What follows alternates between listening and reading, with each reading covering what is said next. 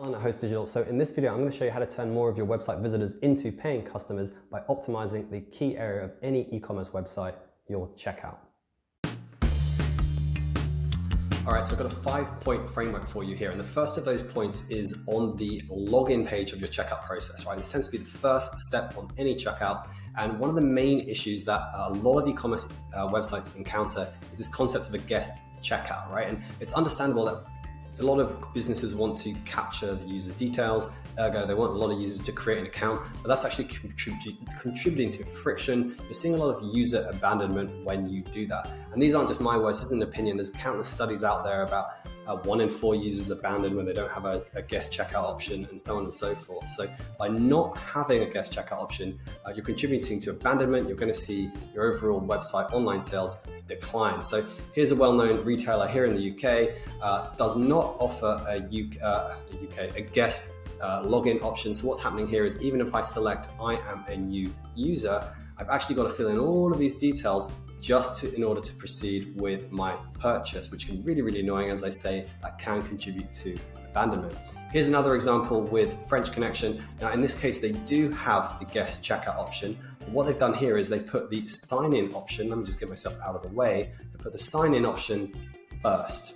And usually, most of your users, and most likely, this is going to be the case for your business, most of your users are not existing customers. They want to check out as a guest. So this needs to be flipped over. The primary option needs to be check out as a guest. The second option needs to be sign in. And the reason this is so important is because of the continued popularity of mobile checkouts. So on a desktop, it doesn't matter quite so much as you can see it on my screen. But in a mobile environment, if I'm using my iPhone, if I'm using my Samsung device, whatever it is, I'm going to see one option vertically stacked on top of the other.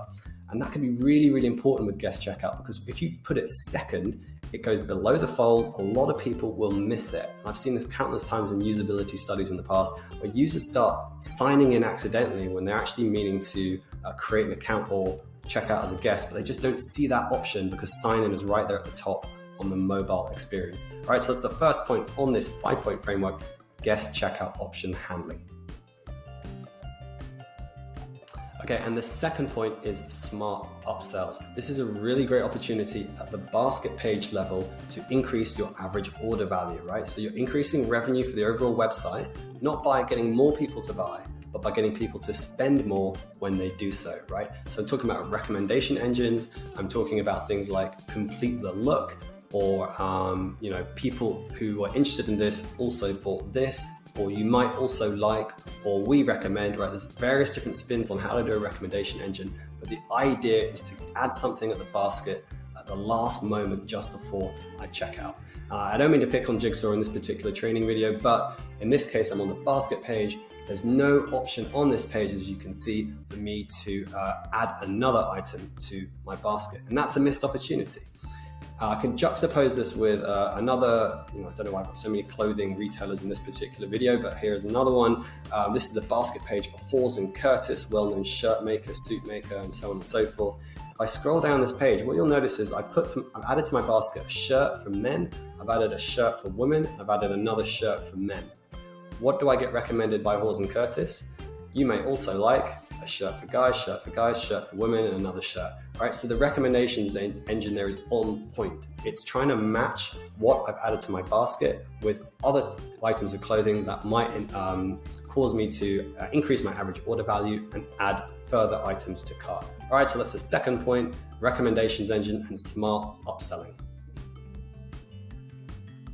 Okay, so the third point on this 5-part framework for the checkout optimization is inline error validation. Now, this is a technique that applies specifically to forms that appear on your checkout experience. So remember that how many forms you get on a checkout experience. You know you've got the delivery details, the billing details, payment details. There's a lot of manual entry, data entry on the part of the user, which can contribute a lot to friction and user abandonment, especially if that form is really, really difficult to complete.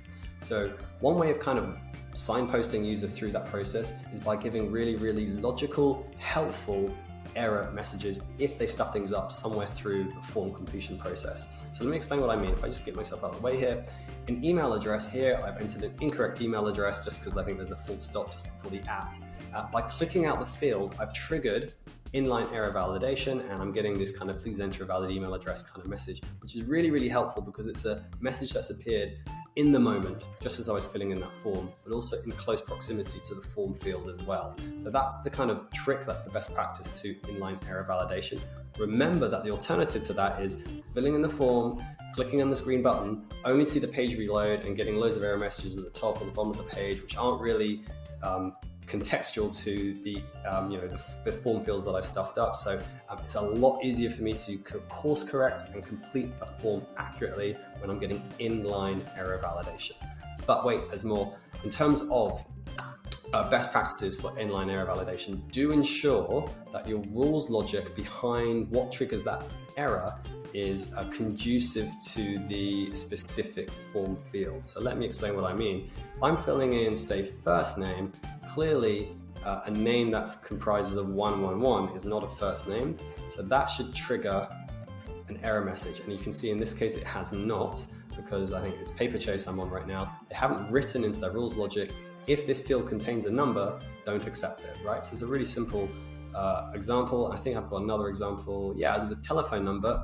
Conversely, if I enter letters, I should get an error message because obviously a telephone number should only comprise of numbers. So that's it. That's all I got for you. Let's move on to the fourth point. And the fourth part of the checkout framework is form cutting. So this is very much in line with what we talked about just before about error validation. With form cutting, we're essentially removing as many form fields as possible if they are not necessary, if they're not required, if they're not something that the business uses or is essentially required for the user to complete the process. So Paperchase is another good example. Again, I don't mean to pick on this particular business, but I wonder if middle name and initial is indeed a requirement for completing the form, right? It doesn't feel that it's something the business is going to be using for wider marketing purposes. It doesn't feel that it's something that's going to be helpful for address delivery or postal delivery, etc. So can this form field be removed? Another example here is company. Can that be removed? Is that required? And not in this example, but in many other websites I see is the county field. So not country, but county. In the UK, the Royal Mail has not used county, Surrey, Sussex, Middlesex, whatever it is, has not used county since 1996 in order to deliver a letter or a package, right? So if they don't need it, if Royal Mail doesn't need it, you don't need it, don't put county there as a form field. All right, so that's the fourth point on this checkout framework checklist. Reduce form fields, make it as lean and mean as possible. All right, let's talk about the fifth and final point on this checklist for form optimization, or I should say checkout optimization. And this relates to technical QA. So QA stands for quality assurance. This essentially involves walking through the user journey, the entire checkout journey on different devices, on different browsers in order to try and find technical bugs.